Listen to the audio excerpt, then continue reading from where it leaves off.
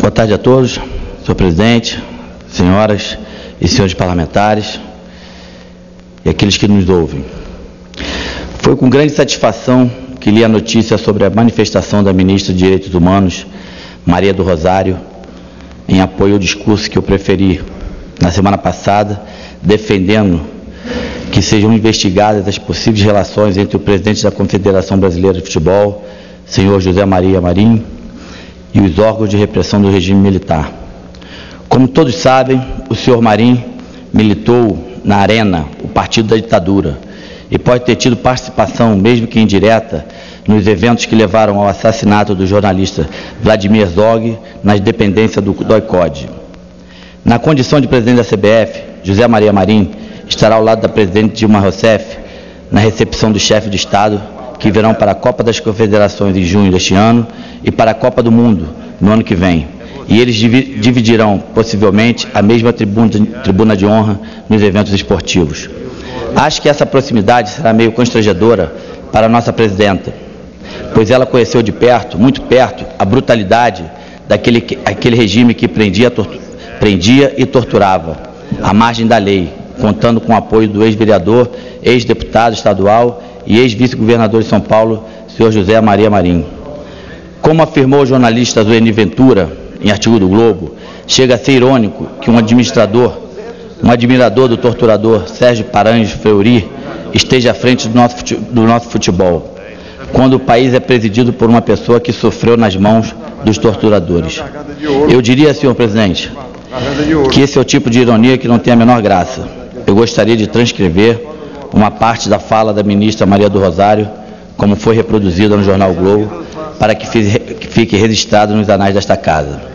Ela disse o seguinte, abre aspas, eu penso que todas as pessoas que comprovadamente estiveram envolvidas em situações de morte, tortura e desaparecimentos forçados não devem ocupar funções públicas no país, porque os que cometeram, e se cometeram comprovadamente esses atos, trairão qualquer princípio ético de dignidade humana e não devem ocupar funções de representação.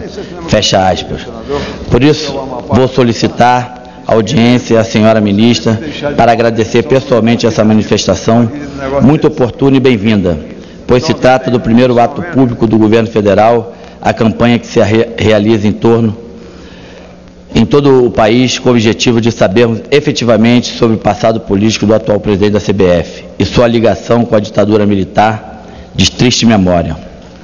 Eu soube hoje que o senhor Badir Damus, presidente da Comissão Nacional de Direitos Humanos da OAB e da Comissão Estadual da Verdade do Rio de Janeiro, declarou considerar correta e urgente a convocação do presidente da CBF pela Comissão Nacional da Verdade, a fim de que ele possa explicar as suas ligações com a ditadura militar no Brasil.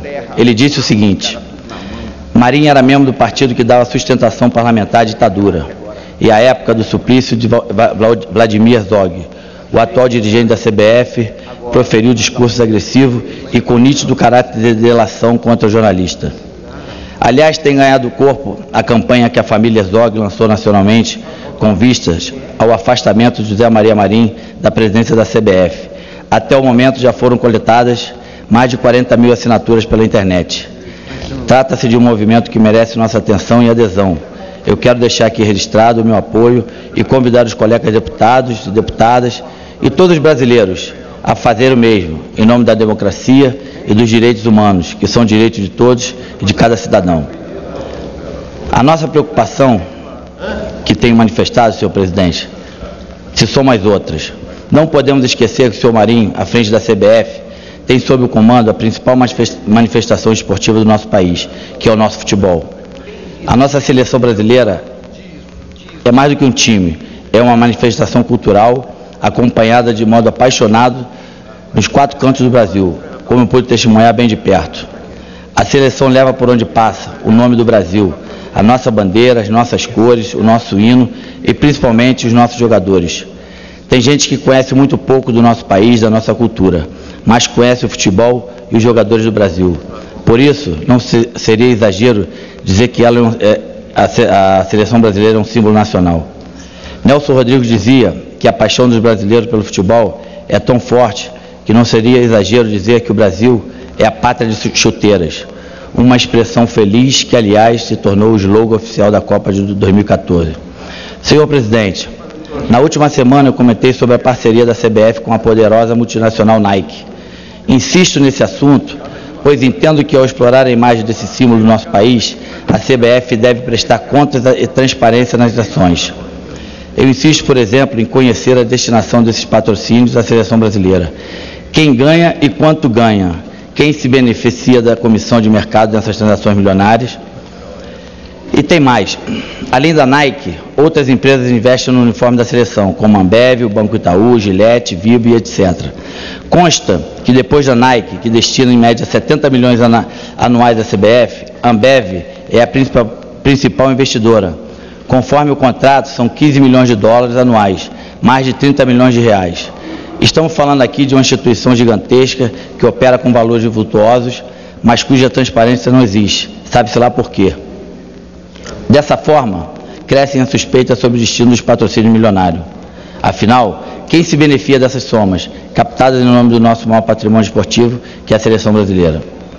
Ao pedir transparência na CBF, que é gestora de um futebol deficitário, com um público cada vez mais reduzido no estádio, indago também sobre outras ações dessa empresa, comandada por José Maria Marinho. Por exemplo, por que o Estatuto da CBF não é documento público? Por que a CBF não publica o Estatuto no seu site, como fazem outras instituições esportivas? Eu gostaria de saber se foi com base nesse Estatuto desconhecido que se realizou a última eleição da CBF, quando o senhor Ricardo Teixeira foi eleito presidente, com José Maria Marinho de vice. Que normas, que exigência tem esse Estatuto que possa nos dar garantia de que aquela eleição atendeu a todos os requisitos da legalidade? Foram cumpridas todas as formalidades legais, desde a convocação da Assembleia, registro de chapa e etc., até o voto de todos os eleitores? Essa ata está disponível para que se possa comprovar a lisura desse pleito? São muitas questões, senhor presidente, que precisam ser respondidas o quanto antes, principalmente porque estamos entrando num momento de maior exposição do nosso futebol, até mesmo no nosso país. Acho que o povo brasileiro, que tanto torce, sofre, chora e vibra com a nossa seleção, tem o direito de exigir um pouco mais de transparência e o mínimo de respeito. Era o que eu tinha a dizer. Muito obrigado, presidente.